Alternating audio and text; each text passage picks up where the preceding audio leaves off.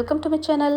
இன்றைக்கி நம்ம ரொம்பவே டேஸ்டான ரொம்பவே சாஃப்டான ரவா உப்புமா தான் எப்படி செய்யுதுன்னு பார்க்க போகிறோம்.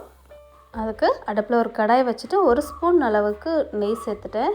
நான் இன்றைக்கி 3 கிளாஸ் அளவுக்கு வந்து ரவா சேர்க்க போகிறேன். எந்த கிளாஸு தான் அளவு, எந்த கிளாஸ் எடுக்கிறோமோ அதே அளவுலேயே நம்ம மற்ற எல்லாமே அளந்துக்கலாம்.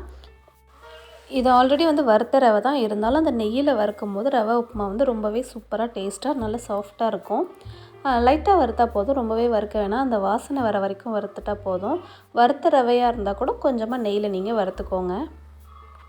இப்போ தான் அந்த ரவையை ஆற வச்சிடலாம். அடுத்து அதே கடாயிலே வந்துட்டு 3 ஸ்பூன் அளவுக்கு எண்ணெய் ஊற்றிருக்கேன். 1 ஸ்பூன் கடுகு, 1 ஸ்பூன் வந்து உளுந்து பருப்பு, 1/2 ஸ்பூன் கடலைப்பருப்பு சேர்த்துருக்கேன். கூடவே 1 மிளகாய் சேர்த்துருக்கேன், காஞ்ச மிளகாய்.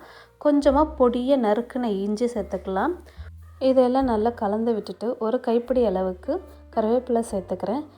கூடவே 2 பச்சை மிளகாய், அடுத்து 2 பெரிய வெங்காயத்தை நீல வாக்கில் கட் பண்ணி வச்சுருக்கேன்.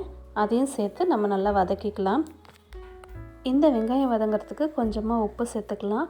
அடுத்து இந்த உப்புமாவை ரொம்பவே டேஸ்ட்டாக ஆக்கக்கூடிய முக்கியமான ஒரு பொருள் தான் சேர்க்க போகிறோம். நான் சொல்கிற மெத்தடில் நீங்கள் இந்த உப்புமா ட்ரை பண்ணி பார்த்தீங்கன்னா கண்டிப்பாக ரொம்பவே டேஸ்ட்டாக இருக்கும், சூப்பராக இருக்கும். இப்போது வெங்காயம் நல்லா வதங்கிருச்சு. இது கூடவே நான் வந்து துருவின தேங்காய் சேர்த்துக்கிறேன். தேங்காய் ஒரு 2 கைப்பிடி அளவுக்கு சேர்த்துக்கிட்டேன். ரொம்பவே சூப்பராக இருக்கும் இந்த டேஸ்ட்டு. அடுத்து பார்த்திங்கன்னா தண்ணி வந்துட்டு 3 கிளாஸ் வந்து ரவை வச்சுருக்கேன். அதுக்கு 1க்கு வந்து 2.5 அளவுக்கு நான் தண்ணி ஊற்றிருக்கேன். 2.5லேருந்து 2.25 வரைக்கும் தண்ணி ஊற்றலாம். ரவா உப்புமா வந்து ரொம்பவே சாஃப்டாகவும் உதிராகவும் நல்லாவே சூப்பராக கிடைக்கும். ஒரு சில ரவைக்கு ஏற்ற மாதிரி வந்துட்டு தண்ணி வந்து கொஞ்சம் மாறுது. ஸோ நீங்கள் அதுக்கு ஏற்ற மாதிரி தண்ணி ஊற்றிக்கோங்க. தேவையான அளவுக்கு உப்பும் சேர்த்து மூடி வச்சிடலாம். இது இப்போ நல்லா கொதிக்கட்டும். இப்போ பார்த்திங்கன்னா நல்லாவே கொதிச்சிருச்சு.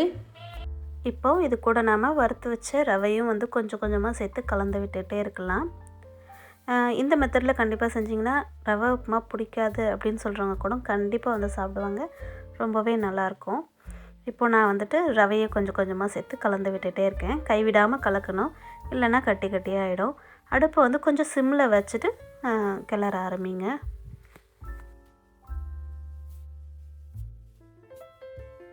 இப்போ ரவை ஃபுல்லாகவே வந்து நான் சேர்த்துட்டேன். இது அப்படியே நம்ம கைவிடாமல் கலந்துகிட்டே இருக்கணும். கைவிட்டோன்னா கட்டி கட்டியாகிடும். கைவிடாமல் கலக்கணும். இதில் முக்கியமான பாயிண்ட்டே இது தான். என்னன்னு பார்த்திங்கன்னா, தண்ணி வந்துட்டு கம்மியானதுக்கப்புறம் நாம் நல்லா கலந்து விட்டுட்டு இது கூடவே ஒரு ஸ்பூன் இல்லைன்னா ஒரு 2 ஸ்பூன் அளவுக்கு நெய்யோ இல்லைன்னா வந்துட்டு எண்ணெயோ எதுவாக இருந்தாலும் அதில் நம்ம சேர்த்துட்டு அப்படியே மூடி வச்சு ஒரு 5லேருந்து 7 நிமிஷம் நம்ம அடுப்பை சிம்மிலே வச்சிடணும். இந்த மாதிரி செய்யும் போது ரவை வந்துட்டு நல்லாவே வெந்து பொலன்னு நல்லா சூப்பராக சாஃப்டாக கிடைக்கும். கண்டிப்பாக இந்த மெத்தட் ட்ரை பண்ணி பாருங்கள். ரொம்பவே வந்துட்டு நல்லாயிருக்கும். ரவா உப்புமா செய்ய வராதுன்றவங்க கூட ரொம்பவே ஈஸியான மெத்தட் அது. இப்போ ஒரு 7 நிமிஷத்துக்கு அப்புறம் நான் அதை ஓப்பன் பண்ணிட்டேன். பாருங்கள், ரவா உப்புமா வந்து ரொம்பவே சூப்பராக சாஃப்டாக வந்திருக்கு. இதை நம்ம மறுபடியும் ஒரு தடவை நல்லா கலந்து விட்டுடலாம்.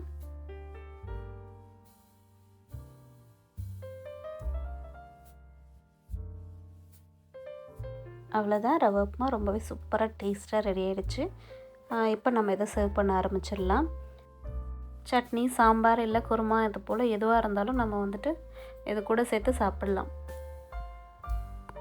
கண்டிப்பாக இந்த மாதிரி நீங்கள் ட்ரை பண்ணி பார்த்துட்டு உங்களுடைய ஃபீட்பேக்கை நீங்கள் நம்ம சேனலில் கமெண்ட் பண்ணுங்கள்.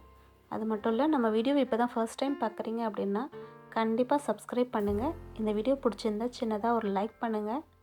அண்ட் உங்களுடைய ஃப்ரெண்ட்ஸ் அண்ட் ஃபேமிலிக்கும் ஷேர் பண்ணுங்கள். மறுபடியும் வேறு ஒரு சூப்பரான வீடியோவில் வந்து நம்ம பார்க்கலாம். தேங்க்யூ.